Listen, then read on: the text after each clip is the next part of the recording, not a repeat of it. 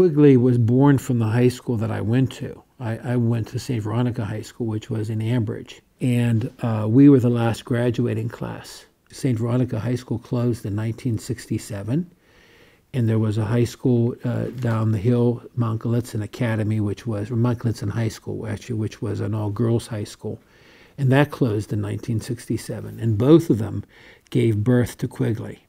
Being here in the 1980s, it was a time of Great Depression in Beaver County. The steel mills had closed in the 1970s.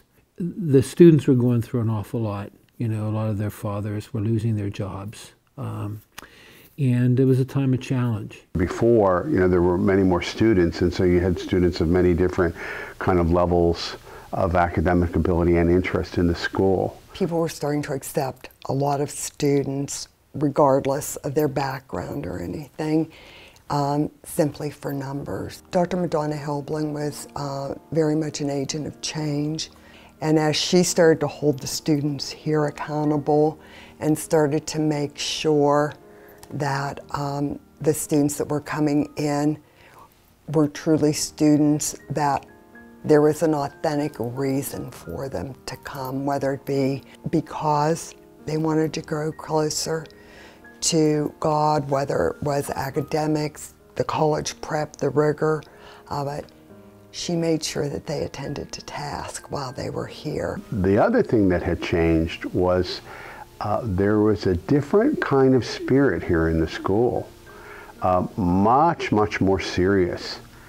Serious about their academics, seriousness about their faith. Very much a academically rigorous program here. And it got to that point because of a middle states evaluation that was coming up. And the teachers and myself, we went through a process where we looked into the purpose of the school. And then since we were so small, we couldn't do everything. We knew we couldn't do everything. We couldn't have a whole big variety of programs. So we decided to become college prep. And then we also decided that we were going to follow really parents' requests of being a really Catholic school. The school is about the kids and about the kids learning and helping each other learn. I have to say the one thing that hasn't changed has been the dedication of the teachers. A good number of the teachers who came on board when Quigley opened stayed here for their entire career until they retired. You know, I think it says, first of all, it says something about their commitment, their love for the school, their love for their students. And I think that's what's made Quigley special for the whole of its 50 years. It opened in 1967. I started in 1969. And I've been here ever since. I enjoy being here. It's just fulfilling, so I continue to do it. My wife and my kids say that I have no life because I'm usually always here. And I was so excited to come in and create my own program for the kids. It was exciting, change some things in the art room and make it mine, and it was a pretty academic art program. It wasn't arts and crafts. We used to have to run off tests and papers on mimeograph machines. When I left, we were teaching with smart boards. They would remember how tough I was on the uniform. To me, it's a part of them growing up and being responsible. And I kind of had a theory, let's keep it little stuff. So if I correct you for your uniform not being buttoned up the way it's supposed to be, you know, you have 2 top buttons open instead of 3. I could care less if they had 2 top buttons open, but it was the uniform code. So that was their responsibility. Oh, I always hear about it, always.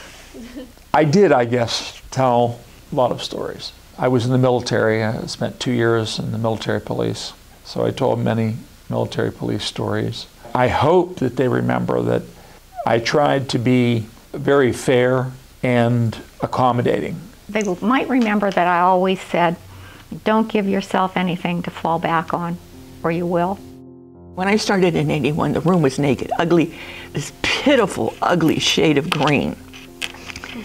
And so one of the kids says, why don't we paint something on the walls? Why don't we paint a mural? And then I thought about it, and I thought about it, and I thought, how about if I gave each kid the opportunity to literally leave their mark on Quigley? And kids could still come in, many of them will come in and look, is my block still here? I'm very happy to have been a part of Quigley. It was an honor. It was a privilege to share faith and fun and hard work with the kids. It was an honor. I would hope that they would say that I really believed what I taught and that they knew that I loved them.